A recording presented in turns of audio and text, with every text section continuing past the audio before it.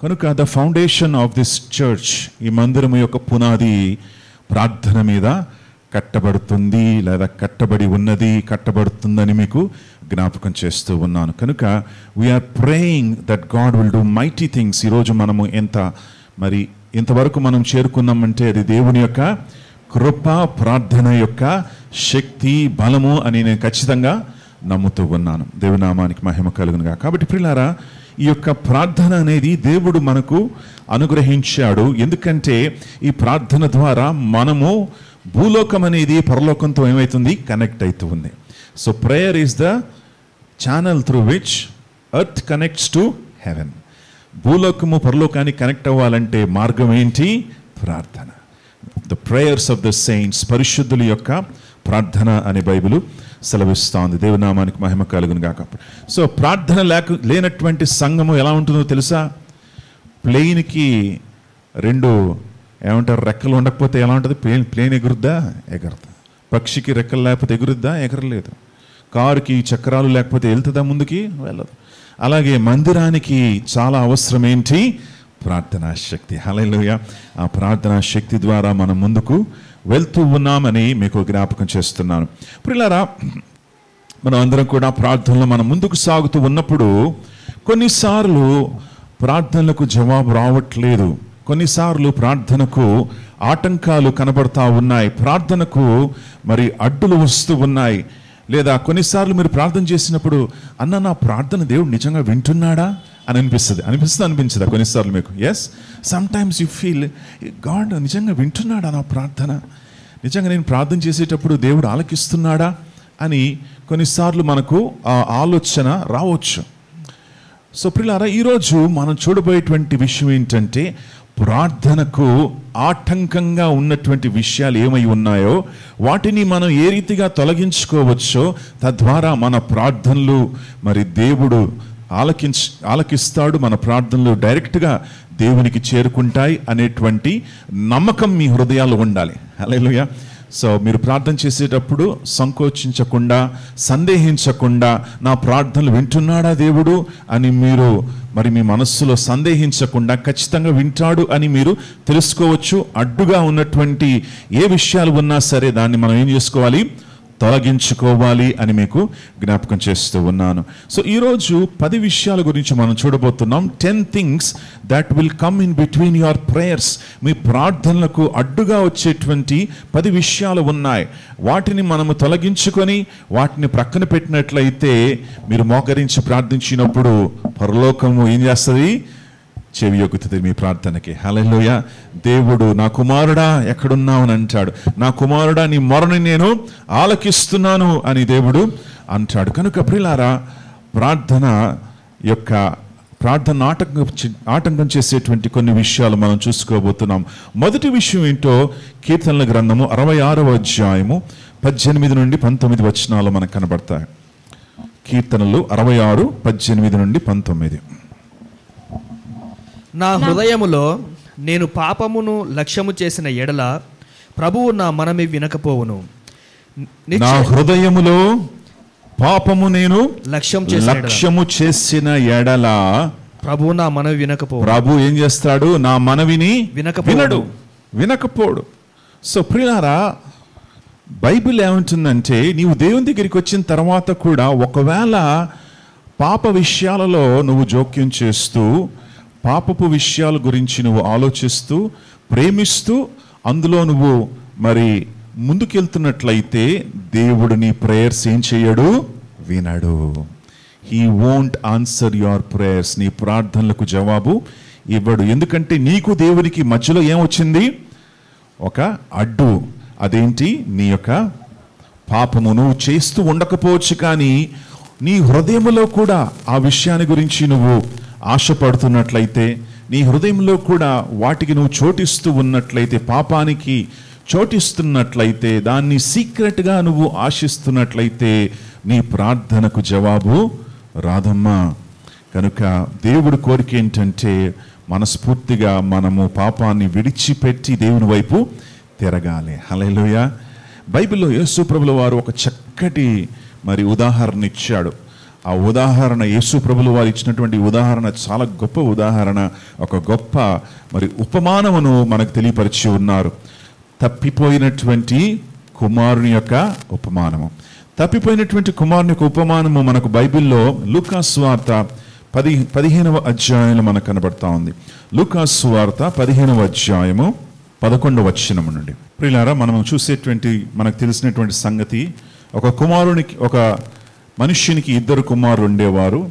ఆ యవన కుమారుడు తండ్రిని అడిగాడు, నా ఆస్తి నాకు ఇచ్చేసే అన్నప్పుడు యవన కుమారునికి తండ్రి మరి ఆస్తిని ఇచ్చేసాడు. యవన కుమారుని యొక్క కోరిక ఏంటంటే, లోకాన్ని నేను చూడాలి, తిరగాలి, ఎంజాయ్ చేయాలి, యవన ప్రాయంలో ఉన్నాను కనుక ఈ సమయం నాకు మరలా రాదు అనే ఆలోచన కలిగి యవన కుమారుడు తన యొక్క తండ్రిని అడిగాడు, డాడీ నాకు ఆస్తి ఇచ్చేసేయి, నేను లోకాన్ని చూడాలి, అమెరికాకి వెళ్ళాలి, ఆస్ట్రేలియాకి వెళ్ళాలి, వేరే దేశాలకు వెళ్ళాలి, అక్కడ పరిస్థితులు ఎలా ఉన్నాయో చూడాలి, అక్కడ నా ఫ్రెండ్స్ వెళ్ళారు, నేను కూడా వాళ్ళతో పాటు వెళ్తాను, వాళ్ళు ఎంజాయ్ చేస్తున్నారు, నేను కూడా ఏం చేస్తాను, ఎంజాయ్ చేస్తాను అని చెప్పి యవన కుమారుడు తండ్రి గృహములో ఉన్నటువంటి ఆనందాన్ని ప్రక్కన పెట్టి, తండ్రితో ఉన్నటువంటి సంబంధాన్ని ప్రక్కన పెట్టి, తండ్రి గృహములో ఉన్నటువంటి నెమ్మది, సమాధానము, తండ్రి దగ్గర ఉన్నటువంటి మరి శాంతిని ప్రక్కన పెట్టి యవన కుమారుడు ఏం చేస్తున్నాడంటే, లోకమంతా తిరిగి నేను సమాధానాన్ని లేదా ఆనందాన్ని పొందుకుంటాను అని ఆశపడి లోకంలో తిరుగుతా ఉన్నాడు. ఎవరు? ఈ యవన కుమారుడు. హల్లెలూయా. సో ఈ యవన కుమారుడు తిరుగుతూ ఉన్నప్పుడు మరి బైబిల్ ఏముంటుందంటే, ఆయన ఉన్నదంతా కూడా ఖర్చు పెట్టేశాడు, దిక్కుమాలేటువంటి స్థితికి చేరుకున్నాడు. చేరుకున్న తర్వాత దేవుడు ఏం చేశాడంటే, ఈ యవన కుమారుడు పైన దృష్టి పెట్టాడు. హల్లెలూయా. దేవుడు ఆ ప్రాంతములో కరువు పంపించాడు. ఎవరు పంపించారు? దేవుడే కరువును పంపించాడు. కరువు పంపించినప్పుడు ఈ యవన కుమారుడు మరి తినడానికి కూడా ఆహారము లేదు ఆయనకు. పందులు మేపుచ్చు ఉన్నారు. పందులంటే యూదులకు అసహ్యము. అసహ్యమైనటువంటి జంతువులో మరి జంతువు పంది కాబట్టి ఆ పందిని మేయడానికి కూడా ఆయన సిద్ధమైపోయినటువంటి పరిస్థితి మనకు కనబడతా ఉంది. మరి 17వ వచనములో మనం ఏం చూస్తున్నామంటే, అయితే బుద్ధి వచ్చినప్పుడు వాడికి ఏమొచ్చిందంట? బుద్ధి. అందగట్టి చెప్పండి, బుద్ధి వచ్చింది. హల్లెలూయా. చాలా మందికి శ్రమ వచ్చినప్పుడు ఏమొస్తుంది? బుద్ధి వస్తుంది అన్నమాట. అప్పుడు వరకు ఎంత చెప్పినా వాళ్ళు వినరు. ఎంత తల్లిదండ్రులు నచ్చ చెప్పిన వాళ్ళు వినరు. చివరికి ఒక టైం వస్తుంది, వాడికి ఏమొస్తుంది? బుద్ధి వస్తుంది. రే, మా నాన్న చెప్పింది కరెక్టే, మా అమ్మ చెప్పింది కరెక్టే, నేను వాళ్ళ మాటను వినలేదు కదా, ఇదిగో ఈ దుస్థితి నాకు కలిగింది కదా అని కూర్చొని బుద్ధి తెచ్చుకున్నాడు. బుద్ధి తెచ్చుకున్న తర్వాత, నా తండ్రి యొద్ద ఎంతో మంది కూలివాన్లకు అన్నము సమృద్ధిగా ఉన్నది, నేనైతే ఇక్కడ ఆకలికి చచ్చిపోవచ్చున్నాను. నేను లేచి నా తండ్రి దగ్గరికి వెళ్తాను. తండ్రి, నేను పరలోకమునకు విరోధముగాను నీ ఎదుటను పాపము చేసి తిని. సో నేను పరలోకానికి విరోధంగాను, రెండవది నీ ఎదుట పాపము చేసి ఉన్నాను. సో ప్రియులారా, ఇతడికి బుద్ధి వచ్చింది. తన మనస్సులో అనుకుంటున్నాడు. ఏమనుకుంటున్నాడంటే, నేను నా తండ్రి దగ్గరికి వెళ్ళి, తండ్రి నేను నిన్ను విడిచి వెళ్ళిపోయాను, కానీ నిజంగా నేను ఎవరికి వ్యతిరేకంగా పాపం చేశాను? పరలోకానికి వ్యతిరేకంగా. కనుక ప్రియులారా, మనం పాపం చేస్తున్నప్పుడు లేదా పాప వాంఛలు, కోరికలు, శరీర కార్యాలు చేస్తున్నప్పుడు ఎవరికి వ్యతిరేకంగా చేస్తున్నాం? ముందుగా తండ్రి అయిన దేవునికి వ్యతిరేకంగా మనం చేస్తూ ఉన్నాం. ఆయనకు వ్యతిరేకంగా చేస్తున్నాం. రెండవది మనుష్యులకు వ్యతిరేకంగా చేస్తున్నట్లుగా మనం చూస్తూ ఉన్నాం. కనుక మరి ఆ రీతిగా ఆయన తన మనస్సును మార్చుకున్నాడు. మనస్సును మార్చుకుంటే సరిపోతుందా? సరిపోదు కదా. ఏం చెయ్యాలి? తండ్రి దగ్గరికి వెళ్ళాలి. హల్లెలూయా. పాపము అని నువ్వు బాధపడితే సరిపోతుందా? సరిపోదు. ఊరికే బాధపడితే సరిపోదమ్మా, నువ్వు జీవితాన్ని మార్చుకోవాలి. హల్లెలూయా. ఊరికే మనసులో అయ్యో ఐఎమ్ సారీ అని అనుకొని నువ్వు దాన్ని చెప్పకుండా, నువ్వు జీవితాన్ని మార్చుకోకుండా ఉన్నట్లయితే మరి అది నిజమైనటువంటి పశ్చాత్తాపము కాదు. అది ఒక అడ్డుగా నీ మనస్సులో, నీ హృదయంలో ఉండిపోతుంది. నువ్వు ఎంత ప్రార్థన చేసినా కూడా పరలోకానికి చేరదు. ఈ యవన కుమారుడు ఏం చేశాడంటే ఒక తీర్మానం తీసుకున్నాడు, మనసులో అనుకున్నాడు. ఏం అనుకున్నాడో చూడండి 18వ వచనంలో. నేను లేచి నా తండ్రి యొద్దకు వెళ్ళి, నేను లేచి నా స్థితిలో నుండి నేను లేస్తాను. ఈ యొక్క పందులతో కాపురం చేస్తూ ఉన్నాను, ఈ పందులతో పాటు నేను ఉంటున్నాను, ఈ పందుల యొక్క మరి ఈ యొక్క స్థితిలో నుండి నేను లేచి నా తండ్రి దగ్గరికి వెళ్తాను. హల్లెలూయా. ప్రియులారా, మనము జీవితంలో తీసుకునేటువంటి నిర్ణయాల్లో అతి గొప్ప నిర్ణయం ఏంటంటే నేను లేచి దేవుని దగ్గరికి వెళ్తాను. హల్లెలూయా. నేను లేచి నా రక్షకుని కలుసుకుంటాను, నేను లేచి రక్షణ నేను అంగీకరిస్తాను, నేను లేచి మరలా మరి నా తండ్రి దగ్గరికి చేరుకుంటాను అనేటువంటి నిర్ణయమే అతి గొప్ప నిర్ణయం ఒక వ్యక్తి యొక్క జీవితంలో. హల్లెలూయా. ఆ నిర్ణయాన్ని కుమారుడు తీసుకున్నాడు. ఆ నిర్ణయం ఏంటంటే I will go to my father. నా తండ్రి దగ్గరికి నేను మరలా వెళ్తాను. నా తండ్రి దగ్గరికి వెళ్ళి ఆయన పాదాల దగ్గర పడి నేనేమంటాను, తండ్రి నేను పరలోకానికి వ్యతిరేకంగా నీకు వ్యతిరేకంగా పాపము చేశాను, నీ కుమారుడుగా పిలవబడ్డానికి నాకు అర్హత లేదు, నీ దాసుడుగా నన్ను చేసుకో అని నేను కోరుకుంటాను నా తండ్రిని అని మరి ఈ యొక్క యవన కుమారుడు అడిగాడు. అడిగినప్పుడు బైబిల్ ఏమంటుందంటే ఆయన వస్తూ ఉండగానే తండ్రి దూరం నుండి చూశాడు. తండ్రి చూసి దూరం నుండి చూసి పరుగులు ఎత్తుకుంటూ పరిగెత్తుకుంటూ వెళ్ళాడు. కుమారుడు మోకరించాడు. మోకరించి ఏమన్నాడు, ఏదైతే ప్రాక్టీస్ చేశాడో అది మరలా చెప్తున్నాడు. అక్కడ ఏం ప్రాక్టీస్ చేశాడు కుమారుడు? తండ్రి నీకు విరోధంగా, పరలోకానికి విరోధంగా నేను పాపము చేసి తిని ఇంకా ఇక మీదట నీ కుమారుడు అనిపించుకుంటకు, నీ కుమారుడు అనిపించుకోవడానికి యోగ్యుడని కాను నేను. మూడవది ఏం చెప్పాలి? నీ యొక్క సేవకునిగా నన్ను చేర్చుకో అని చెప్పే ముందే తండ్రి ఆయన కౌగిలించుకున్నాడు. హల్లెలూయా. చూసారా, ఆ మూడవ మాట చెప్పే ముందే తండ్రి ఏం చేశాడు, ఇంకా చాలు చాలు చాలు ఇంకేమనకు, హల్లెలూయా అని తండ్రి అతన్ని కౌగిలించుకొని లోపలికి తీసుకొచ్చి బెస్ట్ డ్రెస్ తీసురండి, ఉంగరాన్ని తీసురండి, చెప్పులు లేవు చెప్పులు తొడిగించండి, బట్టలు చినిగిపోయాయి బట్టలు వేయండి, ఆయన మంచి క్రొవ్వినటువంటి బిర్యానీని తయారు చేయండి, రెడీగా చేయండి, నా కుమారుడు తిరిగి వచ్చాడు. హల్లెలూయా. మనం సంతోషిద్దాం అని తండ్రి సంతోషిస్తున్నాడు. ప్రియులారా, పాపమును తీసివేసినప్పుడు పరలోకం అంతా సంతోషిస్తుంది. హల్లెలూయా. దూతలంతా కూడా సంతోషిస్తాయి. ఒక మనిషి రక్షణలోకి వచ్చినప్పుడు, ఒక మనిషి తన పాప జీవితాన్ని విడిచిపెట్టినప్పుడు, ఒక మనిషి దేవుని నమ్ముకున్నప్పుడు, ఒక వ్యక్తి మరలా తన తండ్రి దగ్గరికి తిరిగి వచ్చినప్పుడు పరలోకం గంతులేస్తుంది. హల్లెలూయా. గంతులేసి అక్కడ సంతోషము సంబరాలు ఉంటాయి. కనుక ప్రియులారా, ఒకవేళ మీ ప్రార్థనలు ఆలకించబడకపోతున్నట్లయితే బహుశా నీ మనసులో బ్లాకేజ్ ఉందేమో. కాబట్టి ప్రియులారా, దేవుడు కూడా కోరుకోడు ఏంటంటే ఆయనకి నీకు కనెక్షన్ మంచిగా ఉండాలి. హల్లెలూయా. ఏది కూడా అడ్డు రాకూడదు. అడ్డుగా వచ్చినట్లయితే దాన్ని తొలగించుకోవాలి మనము. కానీ మనము ఆటంకాలు పెట్టుకొని ప్రార్థన చేసి ప్రభువా నా ప్రార్థన ఎందుకు వినట్లేదు అని నువ్వు అనుకున్నట్లయితే మరి పరిస్థితి ఇది. ఎందుకంటే నీ మనస్సులో పాపము పొంచి ఉన్నది కనుక, లేదా పాప విషయాలు ఆనందిస్తున్నావేమో, లేదా ఫోను చూసి అంటే ఇంటర్నెట్లో వచ్చేటువంటి మరి అన్ని విషయాలు చూసుకుంటూ ఆనందిస్తూ పాపాన్ని నీ హృదయంలో పెంచుకుంటున్నావేమో. జాగ్రత్త. హల్లెలూయా. జాగ్రత్తగా జీవించండి. ఎందుకంటే ఆ టైంలో వచ్చి ప్రార్థన చేసినా సరే ప్రార్థన వినడు దేవుడు. కనుక మనం జాగ్రత్తగా జీవించాలి. రెండవది, మొట్టమొదటిగా మరి ప్రార్థనకు అడ్డుగా వచ్చేది మరి పాపము, అన్కన్ఫెస్డ్ సిన్స్, ఒప్పుకొననటువంటి పాపాలు, అది అడ్డుగా వస్తూ ఉంటాయి. రెండవది ఏంటో మనం చూద్దాం. ఎజెకియేలు గ్రంథము 14వ అధ్యాయము 3వ వచనము. త్వరగా వెళ్దాం. ఎజెకియేలు 14:3 10 పాయింట్లు ఉన్నాయి.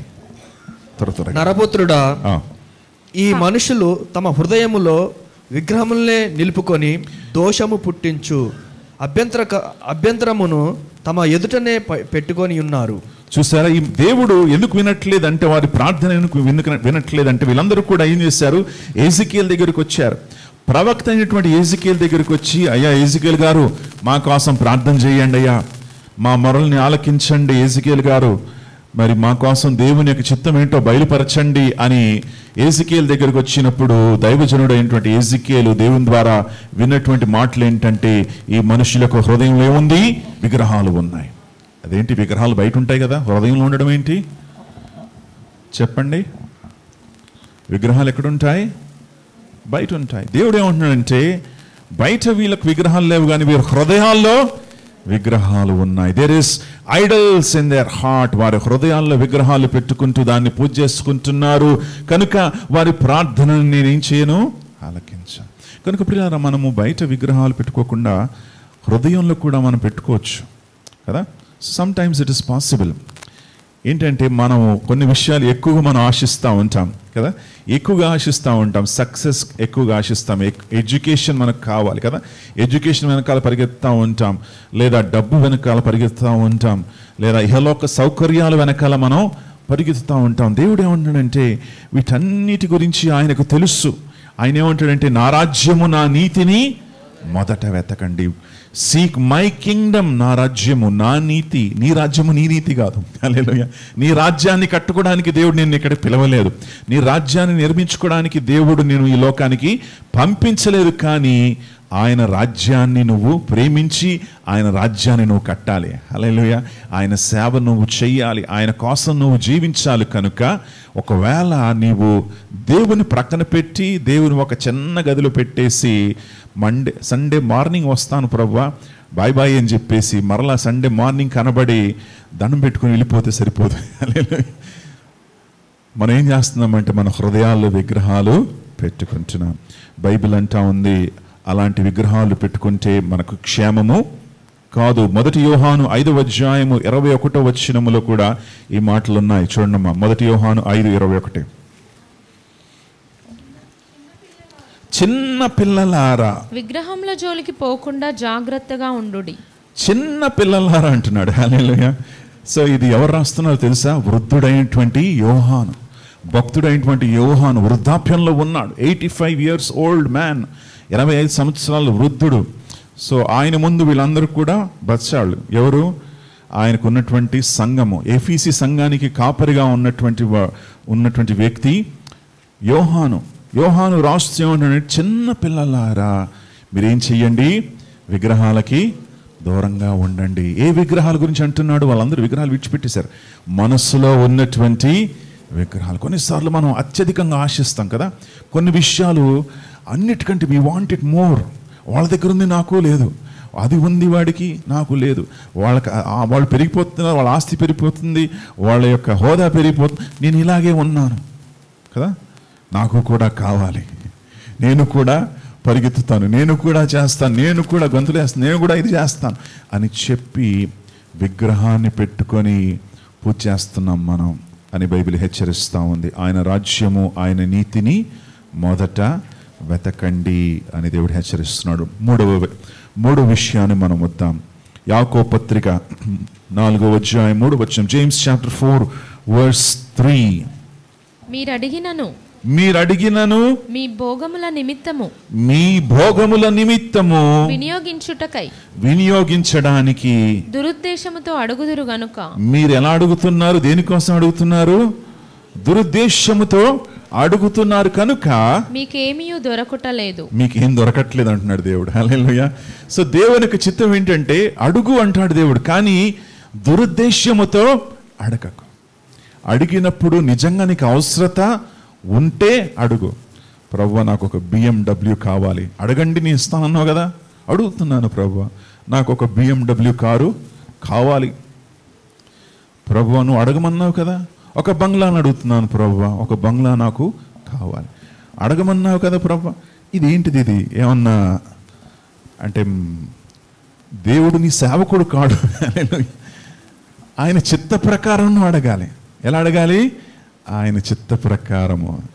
దేవునామానికి మహిమ కలుగును. కాబట్టి ప్రియులారా, నువ్వు అడిగేటప్పుడు మోటివ్ ఏంటి? What is your motive? Why are you asking it? ఎందుకు అడుగుతున్నావు? ఒక వ్యక్తి వచ్చాడంట, వచ్చి అన్న నా జేబులో ఈ కాగితం ఉందన్నా, దీన్ని ఫోల్డ్ చేస్తున్నాను, దీని గురించి మీరు ప్రార్థన చేయాలన్నా అన్నాడు. ఏంట్రా బాబు, ఏంటిది, ఏముంది అది? లేదన్నా మీరు జస్ట్ మీ చేయి పెట్టండి, దాని మీద ప్రార్థన చేయండి, ఇక్కడ ఈ కాగితం పెడుతున్నాను, ప్రార్థన చేయండి. ఏంటి బాబు అది? అసలు ఒకసారి చెప్పు, ఏంటి ఆ సంగతి అంటే, అన్న ఇది ఒక లాటరీ టికెట్ అన్న, ₹1 కోటి లాటరీ టికెట్. ఏంటంట లాటరీ టికెట్, ₹1,00,00,000 లాటరీ టికెట్. ఈ మనిషి రూపాయి పెట్టి లాటరీ టికెట్ కొనుక్కొని ఎవరి దగ్గరికి వచ్చాడు? దైవజనుడి దగ్గరికి వచ్చి లాటరీ టికెట్ గురించి ప్రార్థించమంటున్నాడు. సో ఇలాంటి మరి చలకనమైనటువంటి విషయాలు, లేదా మరి దేవునికి చిత్తాన్ని గ్రహించకుండా ప్రార్థించడం అనేది దేవుని చిత్తము కాదు. God is not glorified in our lives అని మీకు జ్ఞాపకం చేస్తూ ఉన్నాను. మన కోసమే ప్రార్థించడం. ఫరిసేయులు ఆ రీతిగా ప్రార్థన చేసేవారు. ఫరిసేయులు ఎలా ప్రార్థన చేసేవారు తెలుసా? రోడ్డు మీదనే ప్రార్థన చేసేవారు. వాళ్ళు అందరు చూస్తూ ఉంటారు, పరోఖమందనం అని పెద్ద గట్టిగా. అది ఎందుకు? షో. దేనికండి? షో చేయడానికి. అందరూ చూస్తారని, అందరు గమనిస్తారని, మరి అందరూ మెచ్చుకుంటారని. కొన్నిసార్లు వారి యొక్క ప్రార్థనలు ఎలా ఉంటాయంటే వాళ్ళు వాడేటువంటి పదాలు కూడా మనకు అర్థం కావు. డిక్షనరీ ఓపెన్ చేయాలి, అంత పెద్ద పెద్ద పదాలు కూడా వాడుతూ ఉంటారు షో చేయడానికి కదా. చిన్న ప్రార్థన. యేసయ్య ఎలా ప్రార్థన చేశాడు? ఎంత చక్కటి సింపుల్ ప్రేయర్. పరలోకమందునమ్మా తండ్రి అని అంత సింపుల్గా మనకు నేర్పించాడు. కనుక ప్రియులారా, ఈ యొక్క క్రైస్తవ జీవితం అనేది షో జీవితం కాదు. అంటే బాహాటంగా షో చేయడానికి కాదు.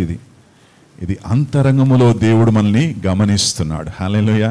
నీ అంతరంగ హృదయం ఎలా ఉంది, నీ మనస్సు ఎలా ఉంది, నువ్వు ఏ ఆలోచనతో కోరుకుంటున్నావు, నీ మోటివ్ ఏమై ఉంది అని దేవుడు గమనిస్తున్నాడు ప్రియులారా. కనుక ఈ యొక్క సమస్తాన్ని ఎరిగినటువంటి దేవుడు మనల్ని గమనిస్తున్నాడు. కనుక మనం జాగ్రత్తగా జీవించాలి. హల్లెలూయా. సో అడ్డుగా ఉన్నటువంటి మూడో విషయం ఏంటంటే నీ యొక్క మోటివ్స్, నీకున్నటువంటి భావాలు. ఏ భావంతో అడుగుతున్నావు? తప్పుడు భావంతో నువ్వు అడిగినట్లయితే నీ యొక్క ప్రార్థనకి ఏమవుతుంది? ఆటంకంగా ఉంటుందని మీకు జ్ఞాపకం చేస్తూ ఉన్నాను. దేవుని నామానికి మహిమ కలుగును గాక. నాలుగవ విషయానికి మనం వెళ్దాం. అపనమ్మకము. నాలుగవది ఏంటమ్మా? అపనమ్మకం. మార్కు సువార్త 11వ అధ్యాయము 24వ వచనం. అందుచేత ప్రార్థన చేయనప్పుడు మీరు అడుగుచున్న వాటినెల్లను పొంది ఉన్నామని నమ్ముడి. ఏమని నమ్మాలి? మీరు పొంది ఉన్నామని మీరు ఏం చేయాలి? నమ్మాలి. హల్లెలూయా. మీరు ప్రేయర్ చేసిన తర్వాత మీరు లేచి మీరు ఏమనుకోవాలి? దేవుడు నాకు ఇచ్చేసాడు. హల్లెలూయా. దేవుడు నాకు ఇచ్చేసాడని నేను నమ్ముతున్నాను. యెహోషువతో దేవుడు ఏమన్నాడంటే, యెహోషువా నువ్వు వెళ్ళు, నేను కానాన్ దేశాన్ని నీకు ఇచ్చేసాను అంటే, అయినా సరే ఆయన ఏం చేయాలి? ముందుకెళ్ళి యుద్ధాన్ని పోరాడాలి కదా. దేవుని యొక్క దృష్టిలో మనం ప్రార్థన చేసినప్పుడు ఆల్రెడీ ఆయన ఏం చేస్తాడంటే మన ప్రార్థనకు జవాబు ఇచ్చేస్తాడు. హల్లెలూయా. నువ్వేం చేయాలి? నమ్మాలి, విశ్వసించాలి. నువ్వు నమ్మకపోతే, విశ్వసించకపోతే ప్రార్థనకు జవాబు రాదు. సో నమ్మి విశ్వసించినటువంటి వారి యొక్క జీవితాల్లో దేవుడు కార్యం చేస్తాడు. విశ్వాసముతో మనము అడగాలి. అబ్రహాము యొక్క పేరును దేవుడు, ముందు ఆయన పేరు అబ్రం పేరును ఏం చేశాడు? దేవుడు అబ్రహామును మార్చాడు. ఎందుకు? ఇంకా కుమారులు ఆయనకు లేరు, పిల్లలు లేరు. అయినా సరే అబ్రం ఏం చేయాలి? నమ్మాలి. నా పేరు అబ్రహాముగా దేవుడు మార్చాడు కనుక నేను నమ్ముతున్నాను, దేవుడు నా కార్యం చేస్తాడు. షారాయి నమ్మాలి. నా పేరు షారాయి నుండి దేవుడు సారా అని చేశాడు కనుక దేవుడు నాకు పిల్లలు ఇస్తాడు అని నమ్మాలి. వాళ్ళు విశ్వసించినప్పుడు దేవుడు కార్యం చేస్తాడు. హల్లెలూయా. ప్రియులారా, మీరు కూడా ప్రార్థన చేసినప్పుడు ప్రార్థన చేసి లేచిన తర్వాత ఖచ్చితంగా మీ హృదయంలో నమ్మండి, దేవుడు కార్యం చేస్తాడని. Hallelujah. Believe, because if there is no faith, విశ్వాసము లేకపోతే దేవుడు కూడా కార్యం చేయలేడు కదా. సో నాలుగవది ఏంటంటే అపనమ్మకముతో ప్రార్థన చెయ్యకండి. దేవుడు చేస్తాడులే, చేస్తే చేస్తాడులే, లేకపోతే లేదులే, అలాంటి మనసుతో ప్రార్థన చేయకండి. హల్లెలూయా. కొంతమంది అలా ప్రార్థన చేస్తారు. ఒకవేళ దేవుడు చేస్తే మంచిదే, చేయకపోతే కూడా నో ప్రాబ్లం, నాకు వేరే ప్లాన్స్ ఉన్నాయి. అవును, నీ ప్లాన్స్ వేరే ఉండొచ్చు, కానీ దేవుడు ఏం చూస్తాడంటే నువ్వు నిజంగా కోరుకుంటున్నావా, నిజంగా ఆశిస్తున్నావా, నిజంగా నువ్వు మరి మనస్ఫూర్తిగా అడుగుతున్నావా, విశ్వాసంతో అడుగుతున్నావా అని దేవుడు గమనిస్తాడు. హల్లెలూయా. సో ఈ 4 విషయాలు మనం చూస్తున్నాం. 5వ విషయానికి మనం వెళ్దాం. మార్కు సువార్త 11వ అధ్యాయము 25వ వచనం. మీరు ఒకరి మీద విరోధమైనను కలిగి ఉన్న ఎడల మీరు నిలవబడి ప్రార్థన చేయనప్పుడెల్లను వారిని క్షమించుడి. మీరు ఒక వ్యక్తి పైన నీ మనస్సులో కక్ష పెట్టుకుని లేదా కోపగించుకున్నట్లయితే దేవుడు నీ ప్రార్థనను ఆలకించడు. మత్తయి 5:24 కూడా చూడండి. మత్తయి 5:24. అక్కడ బలిపీఠమును ఎదుటనే నీ అర్పణము విడిచిపెట్టి కావున నీవు బలిపీఠమునొద్ద అర్పణమును అర్పించుచుండగా, నువ్వు ప్రార్థించడానికి అర్పణ అర్పించడానికి వచ్చినప్పుడు నీ మీద నీ సహోదరునికి విరోధం ఏమైనను కలదని, నీ సహోదరుని పైన నీకు నీ మనస్సులో విరోధమైనటువంటి విషయాలు ఏమైనా ఉన్నట్లయితే అక్కడ నీకు జ్ఞాపకం వచ్చిన ఎడల, అక్కడ నువ్వు ప్రార్థన చేసేటప్పుడు మందిరానికి వచ్చి ప్రార్థిస్తూ ఉన్నప్పుడు నీ మనస్సులో పింఛైతుందన్నమాట. నీ యొక్క సహోదరునికి వ్యతిరేకంగా నువ్వు ఏదో మనస్సులో పెట్టుకున్నావు. అలాగైతే దేవుడు ఏమంటున్నాడంటే నీ అర్పణ అక్కడ వదిలేసాయి, నువ్వు ఇంటికి వెళ్ళు. హల్లెలూయా. ఇంటికెళ్ళి క్షమాపణ కోరుకో. నీ సహోదరునితో ఏం చేయాలి? నువ్వు సమాధాన పడాలి. Go and reconcile with your brother. నీ సహోదరునితో సమాధాన పడు. అప్పుడు నువ్వు వచ్చి అర్పించు. అప్పుడు నేను అంగీకరిస్తాను, లేకపోతే నేను అంగీకరించను. హల్లెలూయా. సో వీటన్నిటి ద్వారా మనకు అర్థమయ్యేటువంటి విషయం ఏంటంటే దేవుడు హృదయాన్ని చూసేటువంటి వ్యక్తి అండి. హల్లెలూయా. దేవుడు మనసును చూసేటువంటి వ్యక్తి. కేవలం నీవు చెప్పేటువంటి మాటల ద్వారా కాదు ఆయన నమ్మేది. He believes you, he seize you. ఆయనకు అన్నీ కూడా తెలుసు. ఎవరు కూడా ఆయనను మోసం చేయలేరు కదా. సో క్షమాపణ లేకుండా నువ్వు ఎవరిని కూడా క్షమించకుండా, ఆ ఉపమానం కూడా దేవుడు అక్కడ చెప్పాడు. ఒక వ్యక్తి మరి ఆయనకి ఎంతో అప్పులు ఉన్నప్పుడు రాజు దగ్గరికి వెళ్ళాడు. రాజు ఏం చెప్పాడంటే, ఆ వ్యక్తి అడిగాడు, రే నీ అప్పులు ఎప్పుడు తీరుస్తారా అంటే, రాజా నా దగ్గర ఏమీ కూడా లేదు, నన్ను క్షమించు అని కాలు పెట్టుకున్నప్పుడు రాజు క్షమించి పంపించేశాడు. కొన్ని లక్షల అప్పును రాజు మాఫీ చేసేసాడు. ఇతను ఏం చేశాడంటే, బయటికి వెళ్ళిన తర్వాత ఇతనికి అప్పు ఒక వ్యక్తి ఇవ్వాలి, కేవలం 100 దినారులు ఇవ్వాలి. 100 దినారులు ఇవ్వనటువంటి వ్యక్తిని పట్టుకొని ఇతను ఏం చేశాడు? చెరసాల్లో వేసేసాడు. క్షమించలేదు. దేవుడు ఏమన్నాడు? ఆ రాజు ఏమన్నాడంటే, రే నిన్ను క్షమించాను నేను, కానీ నువ్వు నీ సహోదరుణ్ణి క్షమించట్లేదేంటి? కనుక నీ క్షమాపణ కూడా ఏమైంది? క్యాన్సిల్. మరలా తీసుకెళ్ళి చెరసాల్లో వేసేయండి వీడిని అని రాజు చెరసాల్లో మరలా అతన్ని వేసినట్లుగా మనం చూస్తున్నాం. కనుక ప్రియులారా, క్షమించేటువంటి మనస్సు మన హృదయాల్లో ఉండాలి కదా. క్షమించాలి. ఒక వృద్ధురాలు, 96 సంవత్సరాల వృద్ధురాలు అనమాట, కూర్చొని ఉంది. నారాయణ పాస్టర్ గారు అడిగారు, మీరు అందరినీ క్షమిస్తున్నారమ్మా? అయ్యా బ్రదర్స్ క్షమిస్తున్నారా అంటే, ఎంతమంది క్షమిస్తున్నారంటే అందరు చేతులు ఎత్తారు. ఏమి ఈ వృద్ధురాలు మాత్రం చేతులు ఎత్తలేదు. ఆయన అడిగాడు, అమ్మా ఏంటమ్మా మీరు క్షమించరా ఎవరినంటే, నాకు శత్రువులు ఎవరు లేరయ్యా పాస్టర్ గారు అన్నది. ఏమన్నదంట? శత్రువులు ఎవరు నాకు లేరండి అని. ఓహో వావ్, ఎంత గొప్ప విషయం. 96 సంవత్సరాల వయసు మీకు, కానీ ఇప్పటి వరకు నీకు ఏ శత్రువులు కూడా లేరమ్మా, చాలా సంతోషం అని చెప్పి అందరూ కూడా చప్పట్టు కొడదామంటే ఆగండి అని అన్నామా. ఎందుకు? నా శత్రువులు అందరూ చనిపోయారండి అని చెప్పింది. ఏమయ్యారంటే ఆమె శత్రువులందరూ కూడా చనిపోయారు.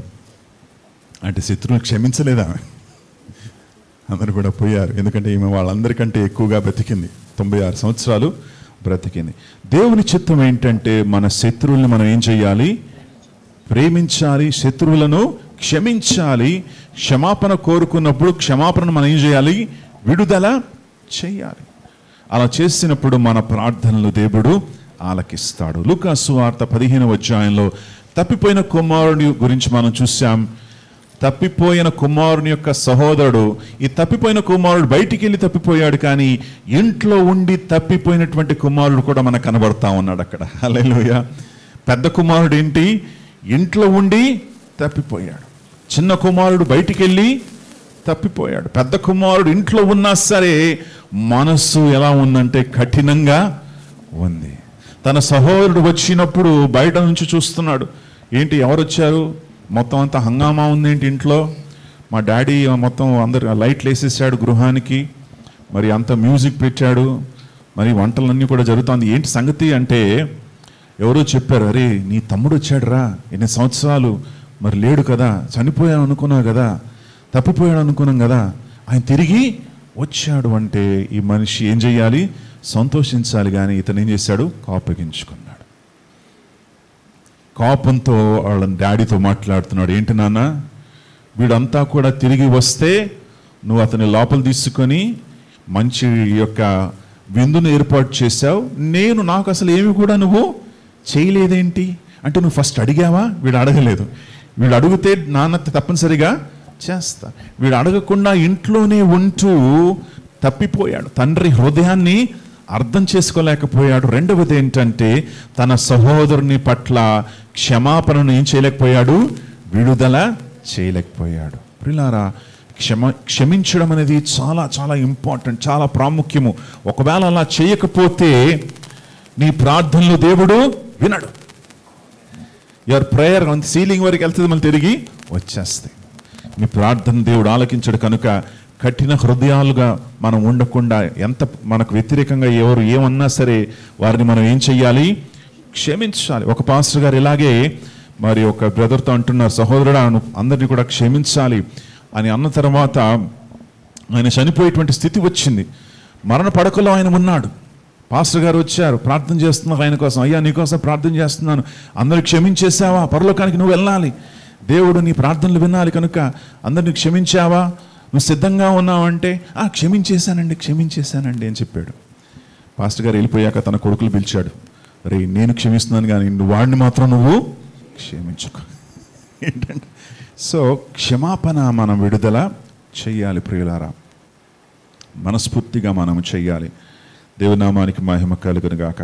6వ విషయానికి మనం వద్దాం. 6వ విషయం ఏంటంటే లూకా సువార్త 18వ అధ్యాయం 1వ వచనం. లూక్ చాప్టర్ 18 verse 1 చూద్దాం. వారు విసుకక నిత్యము ప్రార్థన చేయుచుండవలెననుటకు ఆయన వారితో ఈ ఉపమానము చెప్పెను. యేసయ్య ఒక ఉపమానం చెప్పాడు. ఎందుకు ఉపమానం చెప్పాడో చెప్పండి. వారు విసుకక ఏం చెయ్యాలి? ప్రార్థన చేయుచుండ, ఎల్లప్పుడూ ప్రార్థన చేయాలి. ప్రార్థించేటప్పుడు కొన్నిసార్లు ఏమైపోతుంది, మీకు విసుకెత్తుతుంది కదా. మీరు విసుకక ప్రార్థన చెయ్యాలని యేసయ్య ఒక ఉపమానం చెప్తా ఉన్నాడు. అంటే ప్రియులారా, మనము అనేక సార్లు ప్రార్థన చేసేటప్పుడు కొన్నిసార్లు విసుకెత్తిపోద్ది మనకి కదా. ఏంటి ఇంకా ఎంతసేపు, ఇంకా ఎన్ని రోజులు ప్రభువా, ఇంకెంతకాలం నేను ప్రార్థన చేయాలి, విషయం గురించి వదిలేయాలా అన్నప్పుడు యేసయ్య ఈ ఉపమానం చెప్పాడు. విసుకక ప్రార్థించడానికి చేయమన్నాడు. ఎందుకంటే కొన్నిసార్లు జవాబు వెంటనే రాదు. ప్రార్థిస్తున్నప్పుడు జవాబు వెంటనే రాకపోవచ్చు. అయినా సరే దేవునికి తెలుసు జవాబు వెంటనే రాదని తెలుసు. కనుక మీతో ఆయన ఏమంటున్నాడంటే, అమ్మ విసుకకండి, అమ్మ ప్రార్థనే చెయ్యండి, కనిపెట్టి ప్రార్థించండి, కీప్ ప్రేయింగ్ అని దేవుడు హెచ్చరిస్తా ఉన్నాడు. హల్లెలూయా. కనుక ప్రియులారా, మీకు విసుకొచ్చినప్పుడు ఇంకా ఎంతకాలం ప్రభువా, ఇంకా ఎన్ని రోజులు ప్రభువా ప్రార్థన చేయాలి అని నువ్వు ప్రశ్నించకుండా, ప్రభువా నీకు స్తోత్రం, నేను అనుదినము ఈ విషయాన్ని గురించి ప్రార్థిస్తాను, నాకు తెలుసు నువ్వు జవాబు ఇస్తావు, ఈరోజు కాదు, రేపు కాదు, ఎల్లుండి కాదు, 1 సంవత్సరం అవ్వచ్చు, 2 సంవత్సరాలు అవ్వచ్చు, కానీ నేను మాత్రం విసుకోకుండా నేను ఏం చేస్తాను, ప్రార్థన చేస్తాను. హల్లెలూయా. దేవుని నామానికి మహిమ కలుగు. దేవునికి సరైనటువంటి సమయం ఏంటో దేవునికి తెలుసు. ఏ టైంలో నీకు జవాబు ఇవ్వాలో ఆయనకి తెలుసు. పట్టుదలతో నువ్వు ఏం చెయ్యాలి? ప్రార్థన. ప్రే with persistence, pray with passion. ఏలియా మనలాంటి వాడే, మనలాంటి స్వభావం కలిగినటువంటి వాడే, కానీ ఆయన ప్రార్థించినప్పుడు ఎలా ప్రార్థన చేశాడు? ఆకాశం కూడా కదిలిపోయింది. హల్లెలూయా. ఏలియా ప్రార్థన చేసినప్పుడు అగ్ని కురిసింది. ఏలియా ప్రార్థన చేసినప్పుడు వర్షము కురిసింది. ఏలియా ప్రార్థన చేసినప్పుడు దేవుడు ఆ యొక్క కరువును తీసుకొచ్చాడు. మైటీ మ్యాన్ ఆఫ్ ప్రేయర్, ప్రార్థనా పరుడు ఆయన. హల్లెలూయా. ప్రియులారా, మన మందిరము ప్రార్థనా మందిరంగా ఉండాలి. మీరందరూ కూడా తొందరగా వచ్చి మందిరంలో మోకరించి ప్రతి ఆదివారం మీరు ప్రార్థన చేయాలి. హల్లెలూయా. హాయిగా దచ్చాగా వచ్చి కూర్చోడం కాదు. Come early, run to the Kingdom of God, run to his temple. ఆయన మందిరానికి పరుగులు ఎత్తుకుంటూ రండి, మోకరించండి, కూర్చొని ప్రార్థన చేయండి. హల్లెలూయా. ప్రార్థించండి ప్రియులారా. దేవుని యొక్క సన్నిధిలో మీరు ఉన్నారు కనుక దేవుడు మీ ప్రార్థనలు ఆలకిస్తాడు. ప్రే, కమ్ అండ్ ప్రే. సో నేను 10 o'clock వచ్చి చూస్తున్నాను, ఎవరు కూడా కనపట్టలేరు ఇక్కడ. సో నా హృదయ వాంఛ ఏంటంటే 10 గంటలకు ఇక్కడ వచ్చినప్పుడు సిస్టర్స్, బ్రదర్స్ అందరు కూడా ఏముండాలి? మోకరిస్తూ ప్రార్థిస్తూ ఉండాలి. హల్లెలూయా. అలాంటి సీన్ నాకు కనబడాలి ఇక్కడ, అలాంటి పరిస్థితి నాకు కనబడాలి. అప్పుడు మనం నిజంగా వీ హ్యావ్ అచీవ్డ్ సంథింగ్, నిజంగా మనం ప్రార్థనా జీవితంలో మనం ముందుకు సాగుతున్నామని నమ్ముతాను. ఎందుకంటే సిస్టర్స్, బ్రదర్స్ అందరూ కూడా మోకరించి దేవుని యొక్క సన్నిధిలో మొరలు పెట్టాలి. హల్లెలూయా, ప్రార్థన చేయాలి. అలాంటి సంఘముగా మనం ఉండాలి అని మీకు జ్ఞాపకం చేస్తూ ఉన్నాను. దేవునామానికే మహిమ కలుగునుగాక. పట్టుదలతో మనము ప్రార్థన చేయాలి. చూడండి, యేసు ప్రభుల వారు శతాధిపతి యొక్క సేవకుని స్వస్థపరిచారు. ఏం చేశారు? శతాధిపతి అన్యజనుడు యొక్క గృహంలో వెళ్ళాలంటే కష్టము. ఈ శతాధిపతి ఏం చేశాడంటే యూదుల యొక్క నాయకులను పట్టుకున్నాడు. వాళ్ళని పట్టుకొని వాళ్ళ ద్వారా యేసయ్య దగ్గరికి వచ్చాడు. సో ఎంత ప్రయాసపడ్డాడో చూడండి. ఎవరు? శతాధిపతి. ఎవరి కోసం? సేవకుని కోసం, తన గృహంలో ఉన్నటువంటి సేవకుని కోసం. ఒకవేళ ఆయనకి మరి సేవకుడు ఇష్టం లేకపోతే వదిలేసేవాడు. కానీ ఈ సేవకుని పట్ల ఆశ కలిగి ఉన్నాడు కనుక ఆయన ఏం చేశాడంటే యూదుల నాయకుల దగ్గరికి వెళ్ళాడు. యూదుల నాయకులతో మాట్లాడాడు. యూదుల నాయకులు యేసయ్య దగ్గరికి వచ్చారు. వాళ్ళు యేసయ్యను మనవి చేసుకున్నారు. దాని తర్వాత యేసయ్య ఓకే చేసి ఎవరికి వచ్చాడు? శతాధిపతి గృహానికి వెళ్ళడానికి ఇష్టపడ్డాడు. ఎందుకంటే ఆ రోజుల్లో యూదులు అన్యజనుల యొక్క గృహంలో అడుగు పెట్టేవారు కాదు. కానీ యేసయ్యను ఒప్పింప చేశారు వాళ్ళు. హల్లెలూయా. యేసయ్యను ఒప్పించడానికి ఎంత ప్రయాసం ఎవరండి? శతాధిపతి చేశాడు కదా. సో ఆయన ప్రార్థనలో ఏముంది? పట్టుదల ఉంది, ప్రయాసం అనేది ఉంది. Okay, so they should be perseverance and they should be burning desire. ఒక మండుతున్నటువంటి మరి ఆశ మనలో ఉండాలి మన ప్రార్థనలో. Hallelujah, praise the Lord. ఇంకా మనం చూస్తున్నాం బైబిల్లో రక్తస్రావం కలిగినటువంటి స్త్రీ మనకు తెలుసు కదండి. రక్తస్రావం కలిగినటువంటి స్త్రీ మరి దాక్కుంటూ యేసయ్య యొక్క చెంగును ముట్టుకుంది. ప్రియులారా, పాత నిబంధన ప్రకారం రక్తస్రావం కలిగినటువంటి స్త్రీలు బయటికి రావడానికి వీలు లేదు. ఒకవేళ వారు వచ్చినట్లయితే వాళ్ళు అపవిత్రులు. ఆ రిస్క్ ఆమె తీసుకుంది. ఏం తీసుకుంది? రిస్క్ తీసుకుంది. హల్లెలూయా. ఆ రిస్క్ తీసుకొని పట్టుదలతో మరి యేసయ్య యొక్క పాదాల దగ్గర ఆయన చెంగును పట్టుకోవడానికి వంగి చెంగును పట్టుకుంది. అంటే ఆమె ఏం చేసింది? మరి ఒక ఆశ, నేను యేసయ్య యొక్క పాదాలు ఆయన చెంగును పట్టుకోవాలనేటువంటి ఆశ. అలాంటి ఆశ మనలో లేకపోతే మనకు జవాబు రాదండి ప్రియులారా. నిజంగా మనలో ఏముండాలి? ఆశ కలిగి ఉండాలి. నా ప్రార్థన దేవుడు వింటాడు అని ఆశ కలిగి ఉండాలి. నా మొరను దేవుడు ఆలకిస్తాడు, నేను అడిగినప్పుడు ఆయన నా మాటను వింటాడనేటువంటి ఆశ మనం కలిగి ఉండాలి. కుష్ఠరోగి కూడా మనం చూస్తున్నాం, యేసయ్య దగ్గరికి వచ్చాడు. యేసయ్య దగ్గరికి వచ్చి యేసయ్య అని దూరం నుంచి కేకలేస్తున్నాడు. రిస్క్ ఏంటో తెలుసా? అక్కడ ఒకవేళ కుష్ఠరోగులు వారి యొక్క పట్టణం దగ్గర కనబడితే వాళ్ళు రాళ్ళు తీసుకొని చంపేస్తారు. కానీ ఇతను ఏం చేశాడు? రిస్క్ తీసుకున్నాడు. ఎవరు? ఆ కుష్ఠరోగి. రిస్క్ తీసుకొని వచ్చి యేసయ్య దగ్గరికి వచ్చి ప్రార్థన చేస్తున్నాడు, మొరపెడుతున్నాడు. ప్రియులారా, అలాంటి పట్టుదల మన ఆత్మీయ జీవితంలో మనం కలిగి ఉండాలి. దేవునామానికి మహిమ కలుగునుగాక. సో అప్పుడు బైబిల్ ఏం చెప్తుందంటే 37వ కీర్తన 4వ వచనంలో, నీ హృదయ వాంఛలను ఆయన ఏం చేస్తాడు? నెరవేరుస్తాడు. Hallelujah. He wants to fulfil the desires of your heart. ఒకసారి వచనాన్ని చూద్దాం. 37వ కీర్తన 4వ వచనం. యెహోవాను బట్టి సంతోషించుము, ఆయన నీ హృదయ వాంఛలను తీర్చును. ఆయన ఏం చేస్తాడు? నీ శరీర వాంఛలు కాదు, నీ మనస్సు యొక్క వాంఛలు కాదు, నీ హృదయ వాంఛలను ఆయన నెరవేరుస్తాడు. హల్లెలూయా. నీ శరీర కోరికలు కాదు, నీ మనసులో పుట్టేటువంటి ఊహలు కాదు, ఆయన నీకున్నటువంటి అవసరతలు, నీ హృదయంలో ఉన్నటువంటి అవసరతలు అన్నిటినీ కూడా పూర్తి చేసేటువంటి దేవుడు ఆయన. హల్లెలూయా. కాబట్టి ప్రియులారా, మన దేవుడు మంచివాడు, మనల్ని ప్రేమించేవాడు, మన ప్రార్థనలు ఆలకించేటువంటి వాడు. 7వ విషయానికి మనం వద్దాం. ప్రార్థనకు అడ్డుగా ఉన్నటువంటి విషయం ఏంటంటే ప్రేయర్ టైం, ప్రార్థనా సమయం. కొంతమంది ఒక ప్రేయర్ చేయండి రా బాబు అంటే 5 minutesలో అయిపోయింది అనమాట, 5 నిమిషాల్లోనే అయిపోయింది. మీ ప్రార్థన ఎలా ఉండాలి? మిగతా టైం అంతా కూడా స్క్రోలింగ్, ఇంటర్నెట్, సోషల్ నెట్ ఇవే నడుస్తూ ఉంటుంది. అంటే దేవునికి నువ్వు ఓన్లీ 5 నిమిషాలు ఇస్తావా? నువ్వు ప్రార్థన అంటే ఓన్లీ 5 minutes ప్రేయర్ చేస్తావా ప్రతిరోజు? దేవునికి సమయాన్ని ఇవ్వాలి. మత్తయి 26:40 చూడండి అమ్మా.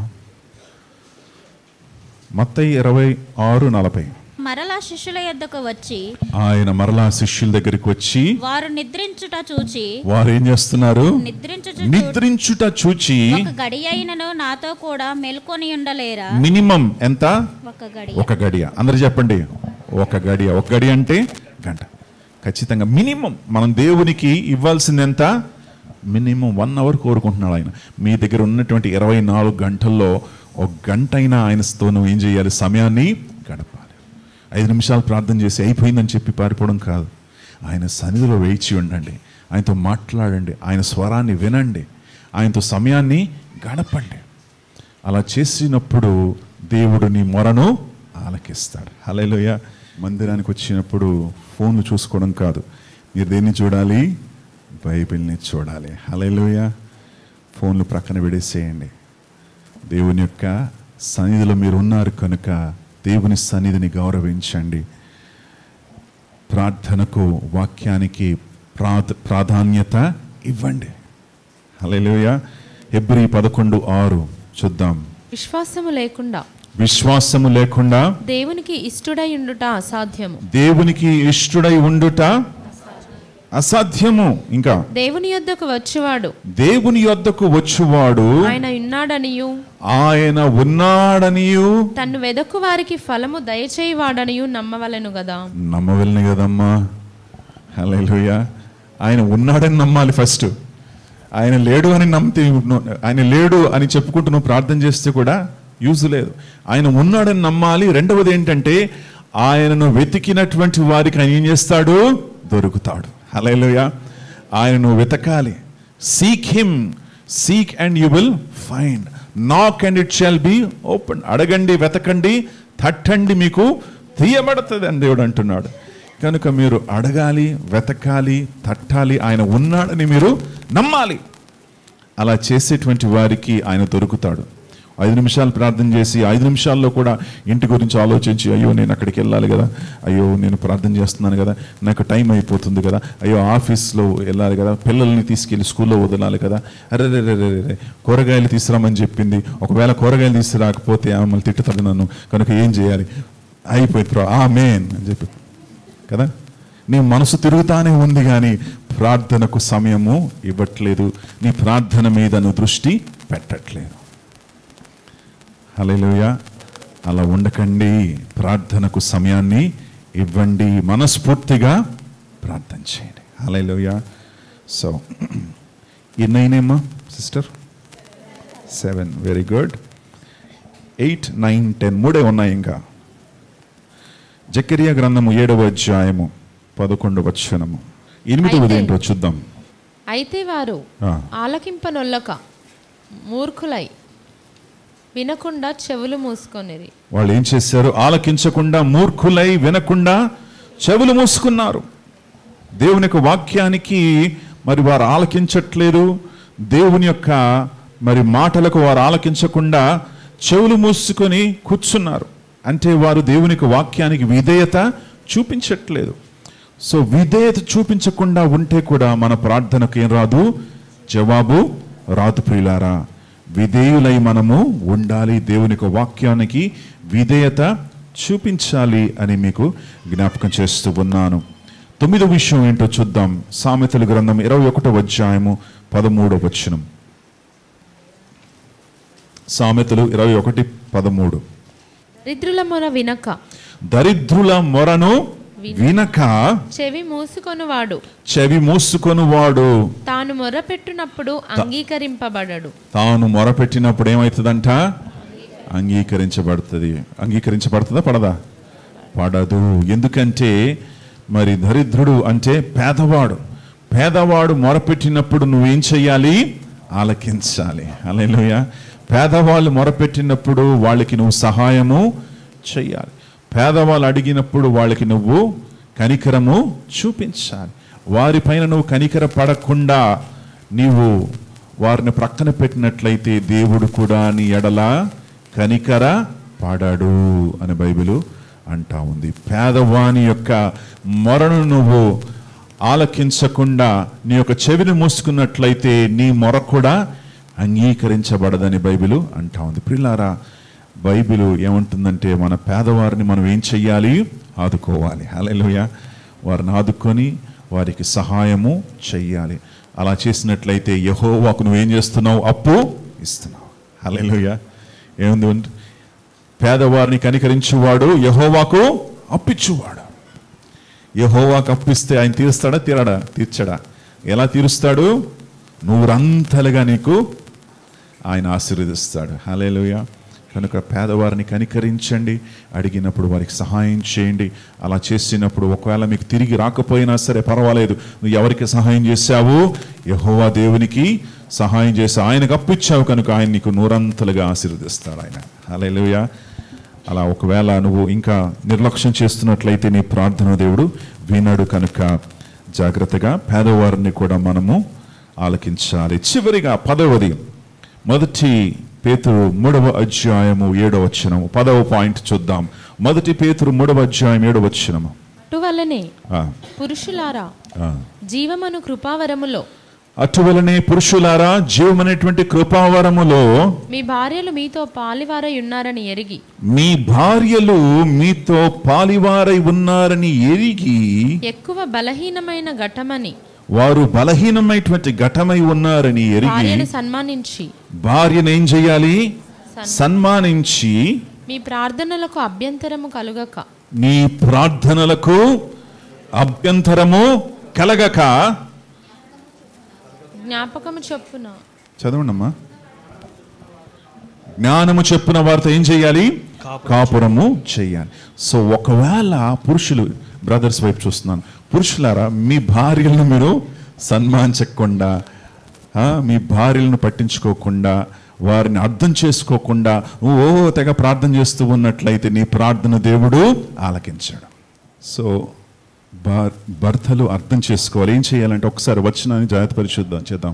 ఇంకా అటువలే పురుషులారా జీవమును కృపావరములో భార్యలు నీ భార్యలు మీతో పాలివారై ఉన్నారని మీతో పాలివారై ఉన్నారు. అంటే దేవుడు ఇచ్చేటువంటి కృపావరముల్లో వాళ్ళు కూడా ఉన్నారు.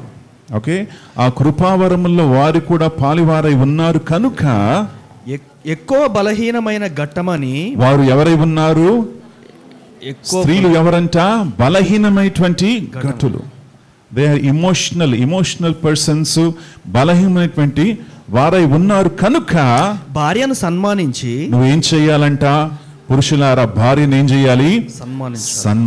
You have to honour them. చూడండి ప్రియులారా, మరి మన యొక్క బైబిల్లో క్రైస్తత్వములో స్త్రీలకు ఎంత దేవుడు విలువిచ్చాడో ఒకసారి ఆలోచించండి.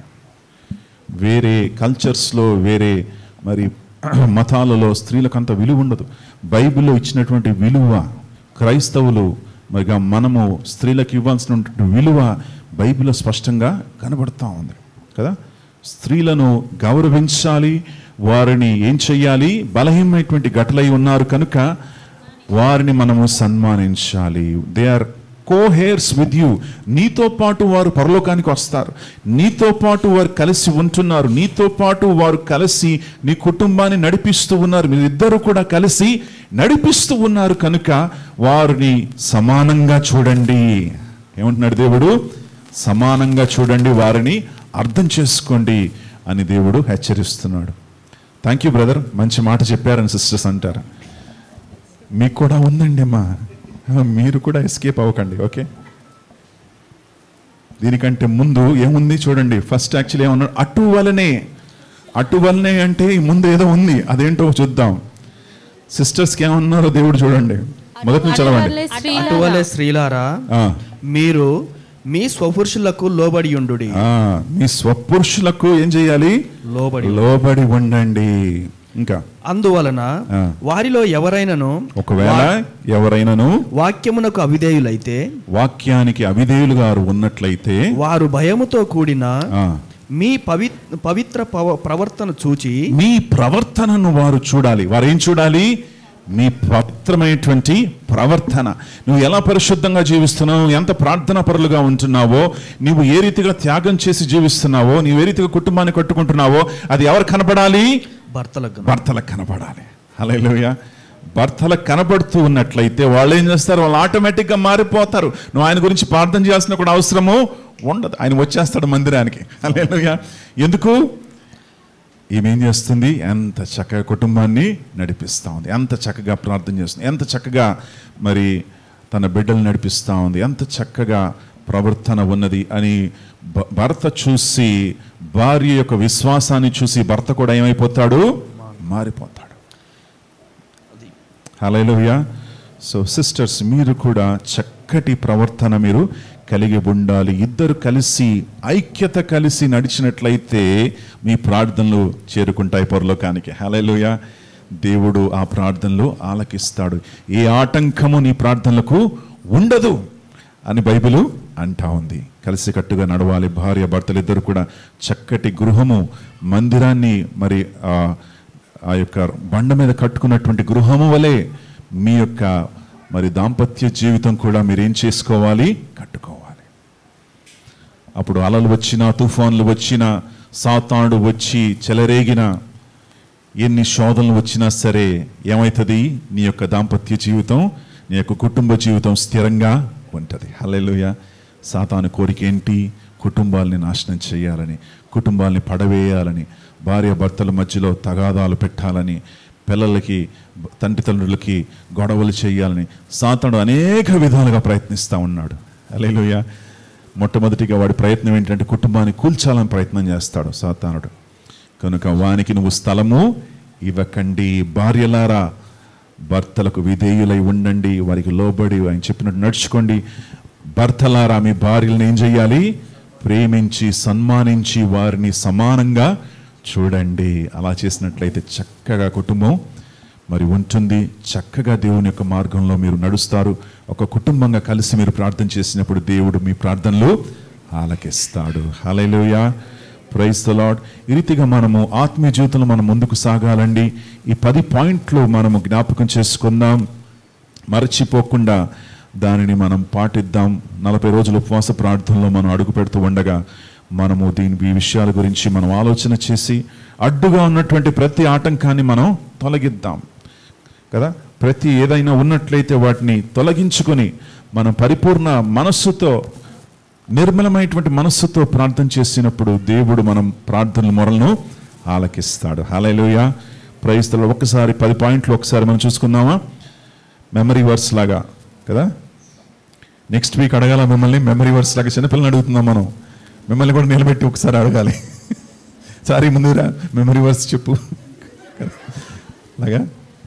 ఒకసారి మనం చూద్దాం. మొట్టమొదటి ఏంటిది? ప్రార్థనకు ఆటంకంగా ఉన్నటువంటి మొదటి విషయం ఏంటంటే పాపము. హృదయంలో దాగి ఉన్నటువంటి పాపాలు విడిచి పెట్టాలి. హృదయంలో ఉన్నటువంటి విగ్రహాలు విడిచి పెట్టాలి. సరైనటువంటి మోటివ్స్ మనం కలిగి ఉండాలి.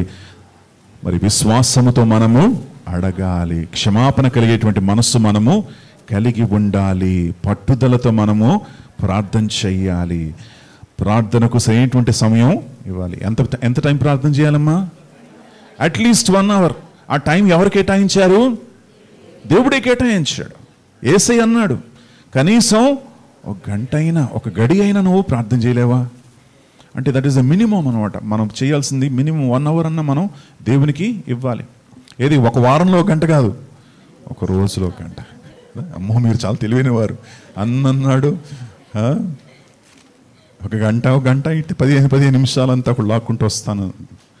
At least 1 hour spend time with God. ఆ సమయంలో ప్రార్థన చేయండి, వాక్యాన్ని చదవండి, పాటలు పాడండి, ప్రభువును స్తుతించండి. ఫోన్ స్విచ్ ఆఫ్ చేసి పక్కన పడేయండి. హల్లెలూయా. దేవునితో సమయాన్ని గడపండి. దేవుడు కార్యం చేస్తాడు. ఇంకా అవిధేయులుగా మనం ఉండకుండా విధేయులై దేవునికి వాక్యానికి మనం లోబడాలి. పేదవారిని మనం జ్ఞాపకం చేసుకోవాలి. భార్య భర్తలు ఒకరినొకరు సన్మానించుకొని ముందుకు నడిచినట్లయితే ప్రతి ప్రార్థన దేవుడు వింటాడు. హల్లెలూయా. ఏ ఆటంకము మీకు ఉండదు. ఉన్నటువంటి ఆటంకాలన్నీ కూడా తొలగిపోతాయి. నువ్వు మొరపెట్టినప్పుడు నా కుమారుడా నేను వింటాను అని దేవుడు అంటాడు. హల్లెలూయా. నా కుమార్తె నేను వింటాను, నేను జవాబు ఇస్తానని దేవుడు ముందుకు వస్తాడు. కనుక ఈరోజు చక్కటి తీర్మానం తీసుకుందాం. నేను దేవునికి లోబడి నడుచుకుంటాను, ఆయన మార్గంలో నడుస్తాను.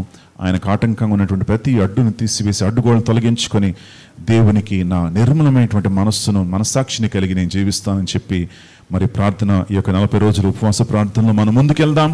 దేవుడు గొప్ప కార్యాలు చేస్తాడు. దేవుని నామానికి మహిమ కలుగును గాక. జూలై